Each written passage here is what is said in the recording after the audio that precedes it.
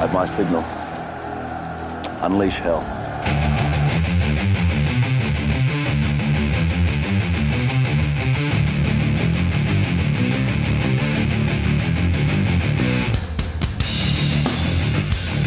Okay, here's your 30 minutes. You got it. Tim Shorts. It's all me. It's all on me. Talk about the current gender war. I've written about this topic before. I have talked about this topic before. Here we are. Dangerous times.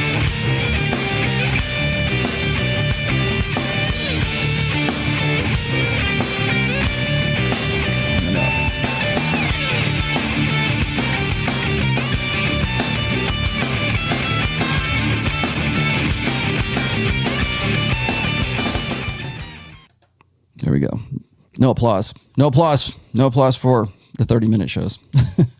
We're just going to jump right in today. I'm sure some of you have already watched Rich Cooper's broadcast about what's been going on with the college, I guess, in Australia. And I guess one of the rituals was sort of this ritual humiliation, which is the best term I can apply to this, but it's the ritual humiliation of young men, young boys, apologizing for the sins of their fathers, paying for the sins of their fathers, right? We lived in a patriarchy before, so therefore we want restitutions. And I've said this before. I'm going to read through a few of these articles because I think that this is just this incident, by the way, that happened in Australia that I think a few other Manosphere notables have been talking about. I think this is just the tip of the iceberg. That's why. I think it deserves a little bit more exploration. And that's what I'm going to do today. I'll be kind of sifting through a few. Today's going to be a little data heavy. Sorry. I'm going to be sifting through some of these stories that I think are relevant to this one that is in Australia. And I think maybe I'll just start with it right now. But just to give you a little, just a preface to all of this, I've written several essays about exactly this. I think probably the one that comes to mind the most, and I'm going to make sure that it's in the description for this one, is gender war. And I wrote a post, I think it was in the beginning of 2020, like maybe January of 2020. I could be wrong, but it was actually titled Gender War. And I wrote it because I was sort of making predictions about what we could expect during the election cycle here in the United States, as well as what we could expect to see sort of in gender politics from them. So a lot of the stuff that I talked about came true. I'm not Roladamus. Thank you. I'm flattered that you think so, but I just can see patterns and things like that. I'm still convinced that Kamala Harris will eventually be the president of the United States. I think that was really sort of the goal from the outset. I think there's a lot of other things that are at play as well, but all politics, all social conversation, all social debate, social theory is gender theory now. And we can see that it's not just here in the U.S. We're going to be looking at Australia.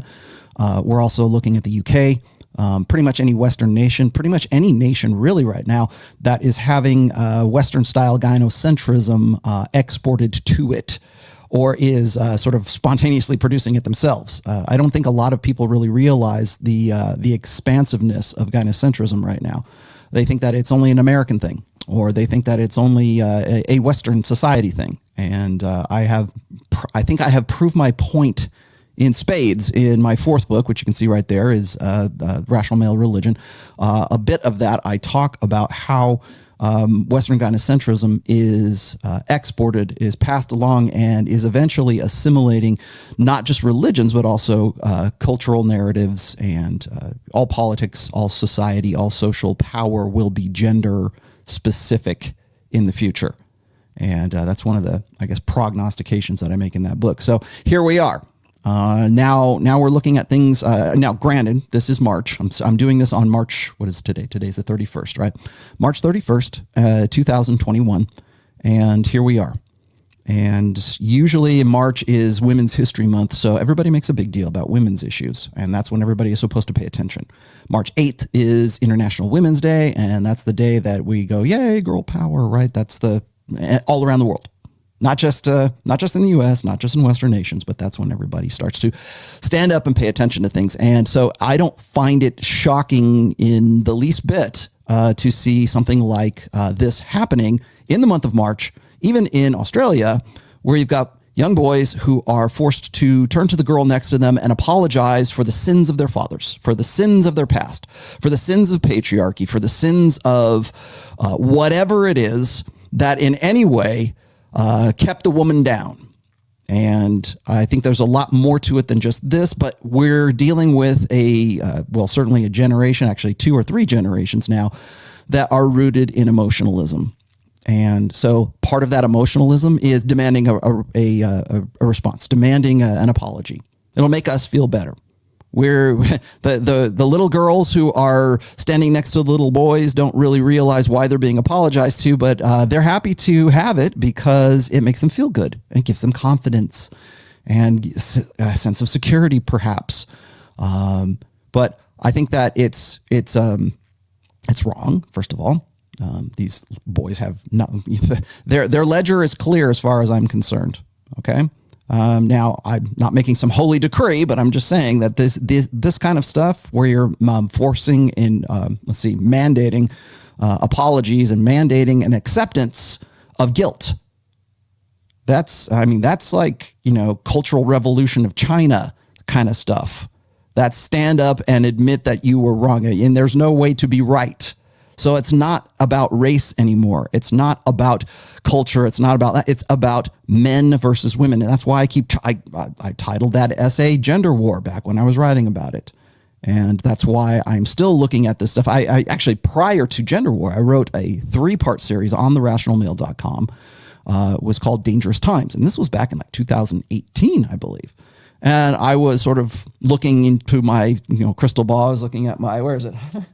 Looking into my magic 8-ball to see what the future would hold for young men, and I have to say that this is probably one of those things. So I'm going to share this with you just really quick. I'm not going to get into any video, and I'm going to try to keep this as brief and succinct as possible. So let's go and have a look here at what's the first one, which is Bauer. There we go.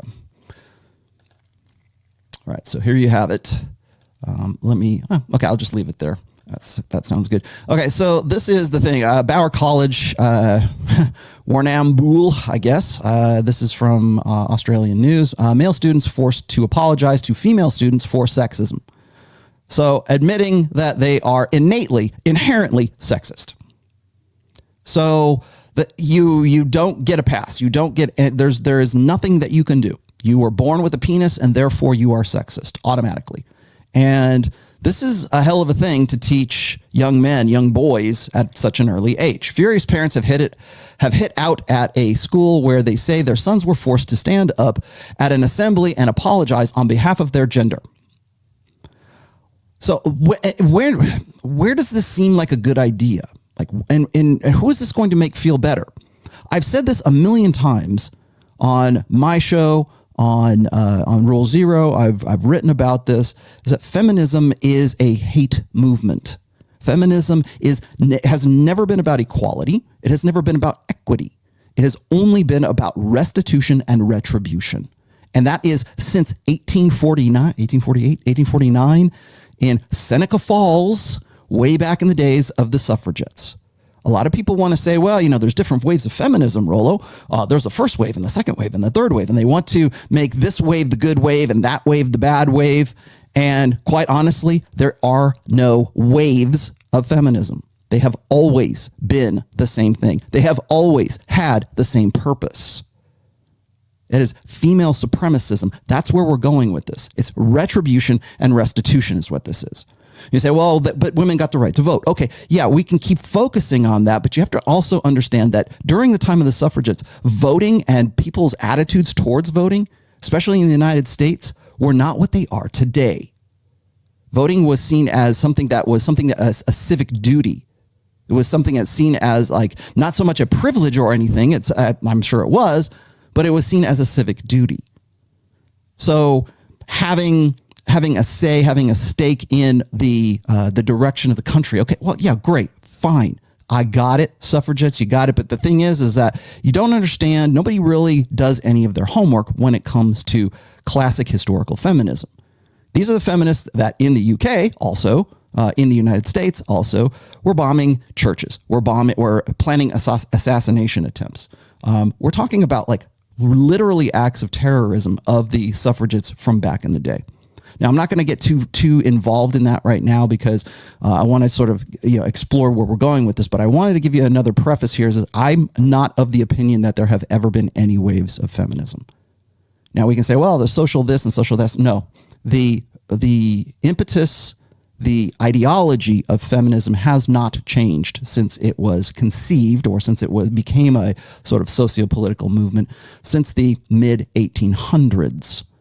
Now, it's been interrupted by war. It's been interrupted by social unrest. It has been interrupted by, communism and socialism. It has been interrupted by certain things along the way until it got to the point where we had hormonal birth control and we had the sexual revolution. And that's when feminism really came into its own. So we can't just celebrate feminism up through the first wave and then say, oh, second and third wave were militant feminism. It's really bad. I one of the difficulties I have with a guy like Gad Saad, and I love his stuff. Don't get me wrong. I'm a fanboy of Gad. But one thing he makes clear or tries to at least make a distinction for in his latest book, which is The Parasitic Mind, is he tries to preface feminism with sort of militant feminism or progressive feminism or, kind of quality. It's almost like toxic masculinity. No, there's just feminism. And that's where this comes from. This idea that young boys need to be conditioned. You want to talk about blue pill conditioning? This is classical conditioning. This is Pavlovian conditioning of this generation. I don't even know what this generation is going to be called. It's not Generation Z right now because we're talking about kids, young men. All right, so bear that in mind. I'll continue here. It says, parents of the male students at a school in Victoria's Southwest are furious with after their sons were forced to stand up at an assembly and apologize to their female classmates. Broward College in Warren, I'm going to murder this, Warrnambool, held an assembly on Wednesday where boys were told to stand in solidarity for female students who had experienced sexual harassment. Okay, well, we have to define what sexual harassment is. We can make it as ambiguous as we want, whatever it is. But the presumption is that all boys are going to be sexual harassers. I see what the impetus is behind this. Teach them not to harass. And by doing so, we admit that we are because we were born with male parts, that we are inherently going to harass. And therefore, we need to be aware of that before we go off into life and try to succeed in this great big world. Outraged parents say their sons were told to apologize to the girls for offensive behaviors on behalf of their gender. Gender now, gender before, gender in the future. The move comes after a viral petition exposed thousands of stories of sexual assault from students and former students around Australia, throwing the education sector into crisis. Why is this now? A Snapchat post believed to be by a male student at the school took aim at the assembly, saying, "Today at Broward, they made every guy stand up and apologize to every girl for rape, sexual assault, and so on." Guys are always the bad guys in everything these days. I'm not saying girls do not go through shit. Guys go through as much shit as girls do. And guess who takes the brunt of this? Now you can see that here in the thing. I'm not going to read this whole thing because I've got a lot of other ones to get to here too. Parent Danielle Shepard said her 12-year-old son, who is in year 7, I guess that's 7th grade, at the school was left feeling confused following the exercise. So these are technically middle school. I guess they would be middle school boys. Wow. Just wow. This is actually disgusting. Broward College, not at all impressed with that you made my son apologize for something he's never done nor considered doing. she wrote on social media. Other parents applauded the school's actions on social media, saying they supported the school leaders for bringing the issue to light. That is not bringing the issue to light. This is classical operant conditioning. That's what this is. I'm glad these issues are being discussed at the school, and all schools should do the same, one parent said. Another parent wrote, there's always more than one side to a story. This is just one student's take on what happened. Forgive me if I disagree with that. So here we have young men being forced onto their knees to apologize, maybe not onto their knees, but like essentially forcing to admit guilt without trial, without habeas corpus. I made this point actually back when the Me Too movement was coming around. And remember the believe all women narrative? You're going to see that very soon. I think if not here in the US, you're probably going to see this maybe in Australia, maybe in the UK, because I'm going to read some UK stories here in just a moment. That was actually story number one. When the Me Too movement kind of picked up to where it really kind of, I think really the Me Too movement sort of came to its apex with the Brett Kavanaugh trials, let's say witch trials, essentially, for him to become a Supreme Court justice of the United States. And I think what was interesting is that the Me Too movement, which was like believe all women, one of the things that I don't think a lot of people really grasped was that it was denying basic human rights. I mean, as far as we can define human rights, which is habeas, right to face your accuser, right? A habeas corpus, right? Bring the body. That's essentially what it is. It's basic fundamental stuff. Like, okay, well, these are the accusations, and this is the case. In this case, where you've got young men who probably like young boys, let's just say, 7th grade, 8th grade. You've got these guys who, in all likelihood, because they are sort of global citizens right now, a part of that global citizenry is accepting that men are inherently dangerous.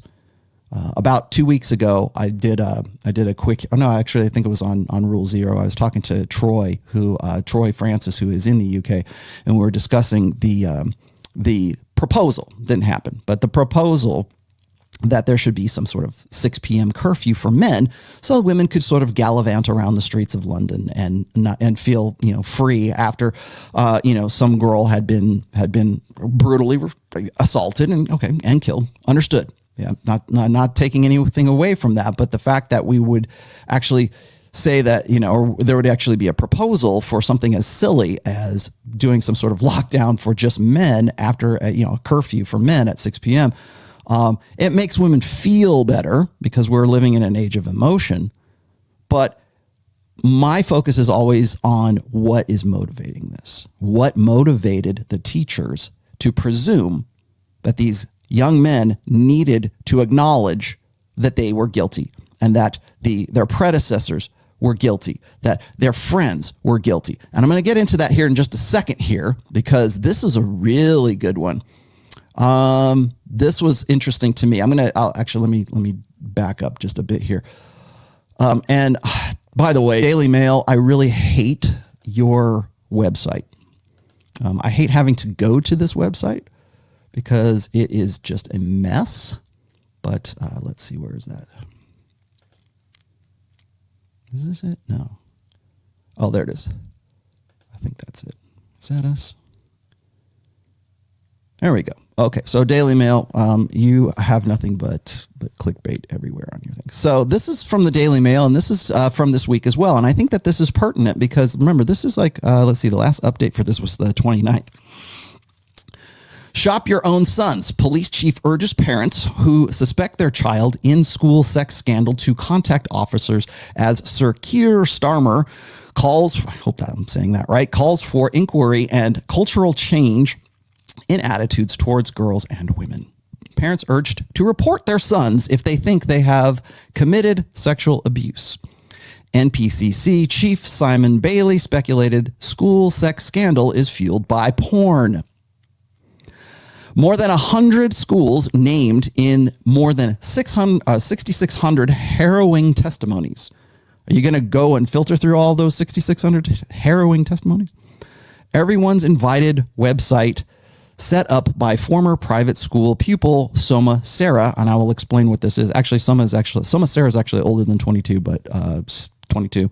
Whitehall inquiry has been launched into the growing scandal at school. So now it's parents, sell out your kids. A police chief has today urged parents to hand in their own children to the police if they suspect them of sexual abuse, as Labor's Sir Keir Starmer urged for cultural change in attitudes towards girls and women. Odd that this should come up in March. Simon Bailey, who leads the National Police Chiefs Council, NPCC, on child protection, said that parents who become aware of their sons that they've committed a sexual assault should contact the police. It comes as he revealed officers have received more than 7,000 testimonies from pupils at schools alleging sexual abuse. And there's your guy. There's Simon Bailey, right? All right. Let's see. So I will throw these. I don't want to. I've got other ones to get to today, and I don't want to spend too much time on these ones right here. But I'll put the links in the description below, so you guys can rip through them if you want. Again, my point in this is now it's like parents rat out your kids, rat out your boys. You're not ratting out your girls. You're only ratting out your boys, because only boys can possibly be abusers. Only boys can possibly harass or be impolite or inappropriate, whatever it is whatever we're going to call sexual assault, whatever we're going to call harassment, whatever made Susie feel bad, we're going to say this is harassment in some way. And so now you are presumed guilty unless you can prove yourself innocent. Believe all women. Trust me, this is coming back. We will see this come back. It will be reheated very soon. So we've got that. That was a good one. Let's move on. I've got some more here. Granted, this is from I guess a scandal of some sorts. I wasn't even aware of this until I actually have a few people who are hitting me up in my DMs on my Twitter who are making me aware of this. Let's see. How about this one? Moving right along. Let's see. Soma Sarah. Let's see. Here she is. This is our Soma Sarah story. Everyone's Invited founder Soma Sarah says rape culture movement is not about naming or shaming. Well, the problem with that is now we have police and we have the authorities encouraging parents not just to name and shame, but to actually turn their kids in if they suspect that Johnny has some sort of nefarious past, is groping. Okay. Let's see. Name and shame schools, and problem is entrenched in society. So now we're going into a larger, bigger narrative. As website nears 10,000 claims, Soma Sarah railed against an endemic rape culture that permeates every school. So now it's not just the one that we were talking about before. And I realize this is not Australia. This is in the UK. Almost 10,000 people have anonymously posted experiences on the website. Anonymously. Ministers are under pressure to launch an inquiry into the deepening scandal. Across where? Across all of these places? Meanwhile, in Nottingham, bans booths and all. The founder of a website flooded with pupils' allegations of sexual harassment has said the scandal should not focus on naming and shaming specific schools. What else are you going to do? How do you open an inquiry into all of this? Soma Sarah instead railed against the endemic rape culture. Now we can make it a little bit more generalized. That permeates every school, every university, at home, and in society. So now it's not just about schools, it's about everywhere. You can't walk outside without having it smack you in the face. Almost 10,000 people have anonymously posted experiences of misogyny, abuse on the Everyone's Invited website, sparking a reckoning that has been likened to the Me Too movement. Surprise. I'm shocked. Shocked, I say. Shocked that this comes after the UK has decided that they are going to make misogyny a hate crime. So now all of a sudden everybody is guilty. Everyone is a suspect. Everyone is a criminal. And that's really where all of this is going. Again, I will make that link available to you later on. That's our good Soma Sarah, who I have no idea who she is. So now, let's see. I could go on with this. I've got another one here. It says rape culture scandal deepens as Benenden pupil 24 sends new dossier with dozens of sexual abuse claims to heads of top public schools and universities in Exeter and Bristol are dragged into the row. Zan Moon, 24, was inundated with women sharing harrowing experiences. Her 15-page document describes in grim detail allegations made against pupils. Eton, Tonbridge and Charterhouse said they take the allegations very seriously. So more mounting rape culture and scandal throughout all of, actually, private school, and now apparently it's all over the place. A former private school pupil has compiled a dossier exposing fresh claims of rape culture and sent it to the heads of some of Britain's most prestigious schools, as the universities of Exeter, Bristol were dragged into the row. Zan Moon, 24, was inundated with women sharing harrowing experiences of harassment and misogyny, there's that word again, after appealing for testimonies last week. Appealing for testimonies. You go looking for it, you're probably going to find it. Let's see, what else do we have here? So there's a few more of these. I've got another one here. It says now primary pupil. Actually, let me throw this one up here. This is a good one. Let's keep going here. A lot of people say, well, you just make all of these baseless claims. Well, here you go. It's not baseless. Now primary pupil tells of sexual assault. Primary. Okay. We're talking about kids. We're not talking middle school now. We're talking younger. Primary school's pupils have reported harassment on website Everyone's Invited. So everybody's piling on. Janie, what do you think? Oh, I was touched.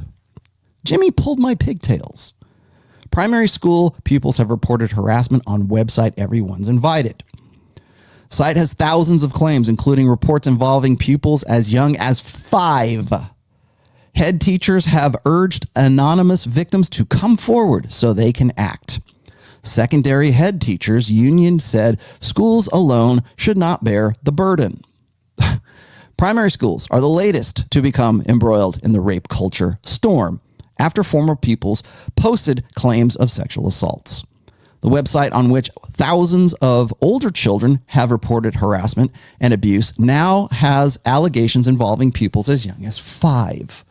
The 11,000 plus claims on Everyone's Invited included one alleged assault by a child at the £22,000 a year Fulham Preparatory School in West London.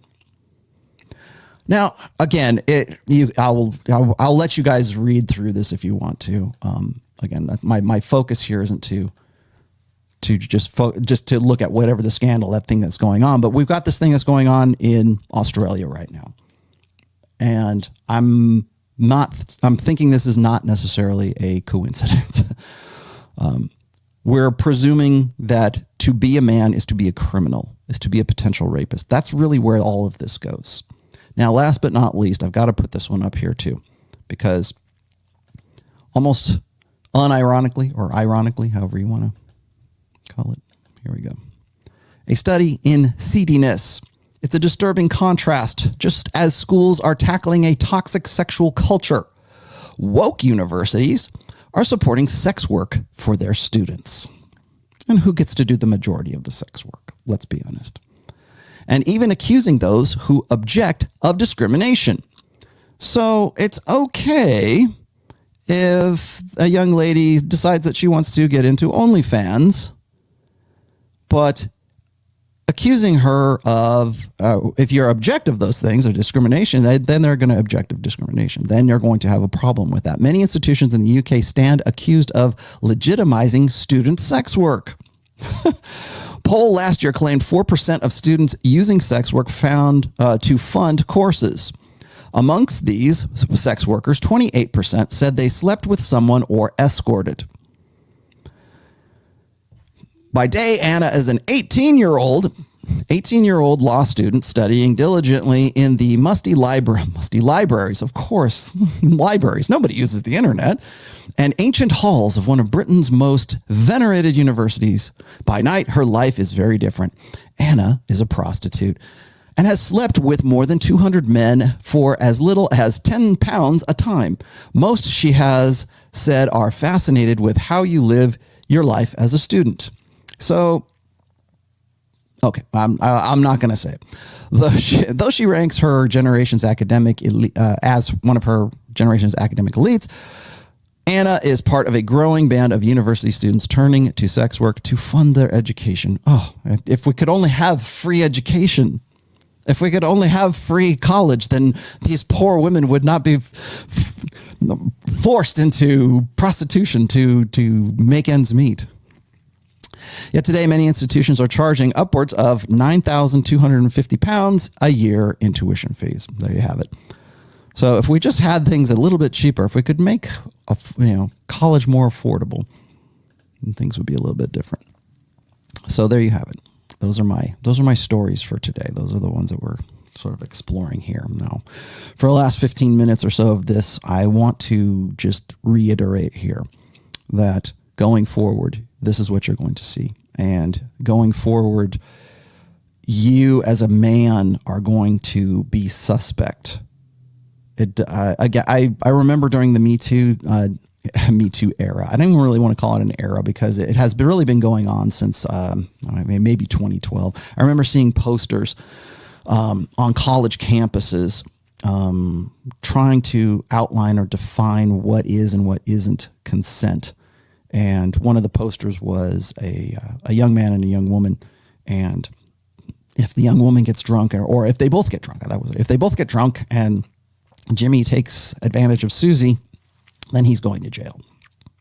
But we don't look at, because Susie can't give consent. Well, neither can Jimmy. And we don't ever put it in those terms. We don't ever think about it going back the other way. And the reason why we don't do that is because there is no presumption of equity. There is always a presumption of guilt on the part of men. Men are the ones who are always the aggressors. This goes back to what is known as the Duluth model of feminism. The Duluth model of feminism was something that was a bit of an invention, but it was codified, let's just say, in the mid-1980s.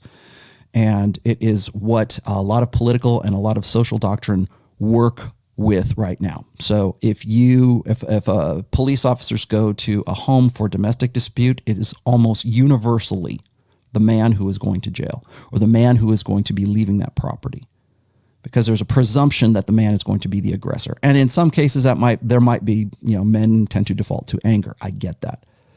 But because that is the default setting, we tend to ignore things that are going on in that circumstance, let's just say. So the presumption of guilt is always on the man. I don't know what the stats are now. I'm just going to go by old stats of what I can remember, but I believe that it is 87 or 88% of custody when it comes to child support. Well, comes to child custody in a divorce, 86, 88%, I believe, goes to women, goes to the mother.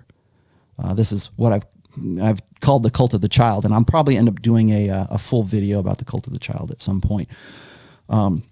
Again, my point here is not to outrage you, but the truth of the matter is that if you have a penis, then you are male, right? Then suddenly it's not gender is not a social construct if you're a man. Gender is not a social construct when it comes to your potential for harassment. And I've said this on many an occasion, that we have reached a point, I think, in Western society when it comes to gender relations or intersexual dynamics, whatever you want to call it, where women have more or less secured the beta bucks side of hypergamy. And I don't think I'm saying anything new to people who haven't watched me before or haven't read anything I've talked about, but we have got to the point where provisioning protection and parental investment either socially or politically or monetarily or legislatively, is more or less insured, at least in wealthy, affluent Western societies, for women. And even if it isn't completely 100% assured, the perception that it is or it could be is prevalent, is endemic to that society. So women believe that, well, I've got a college degree, I make my own damn money. We see it every time I watch Fresh and Fit. I see the same arguments. I see the same language. I hear the same language from women, as young as 19 to as old as 37. It's always the language of fempowerment, female empowerment. I make my own damn money. I have my own damn business. I want an equal partner, blah, blah, blah, blah, blah. Okay. It goes into their sexual strategies, their mating strategies, got that. But from a social perspective, that beta buck side, that long-term security side, is sold to women that it is, if it's not assured, that it will be assured or it could be assured. So what's left? Well, and every black pill guy, every MGTOW, every guy in the manosphere will tell you, women are only focusing on the alpha seed side of things. They're only looking on the short-term sexual. They're looking for the hot guy in the foam cannon party, right? They're looking for the guy who is going to rock their world in bed. And as I've said before, when women are trying to balance hypergamy, which is alpha seed and beta need, and I'm not using swearing words today, when they're looking for short-term sexual versus long-term security, the only thing that they haven't been able to 100% assure is access to the top 20%, and I'm being generous, top 20% of guys that they do want to have sex with. So in the absence of being able to control for having sex with the apex alphas, they have to find some way to, at the very least, limit the access of the 80%, the lower half of betas. How do we do that? Well, we start at a very early age. We've been doing this with gender identity for a very long time right now. I shouldn't even say that, not even a very long time, because I remember I wrote an essay, and it was called Transitioning. That's what it was. And I remember I had to write it because there was this push to convince society at large that a 3.5 to 4-year-old child had the capacity for abstract thinking enough to decide whether it was born incorrectly in the incorrect sex, right? The incorrect gender. Johnny's not actually a boy, he's actually a girl. Let's raise him as a girl. And we're going to do that because the 3-year-old, sometimes as young as 3, knows better. Knows exactly, it has enough experience on planet Earth in 3 years to know whether it was born the wrong gender, the wrong sex. And you'll hear them characterize it as such. And so I wrote an essay. I did some research on it. I have not put it in any book, so it is on the Rational Male if you want to read it, but it's called Transitioning. And so it's been around, but I think what's interesting to me right now is that we've normalized it in a very short period of time, like 4 to 5 years. And we have these conversations.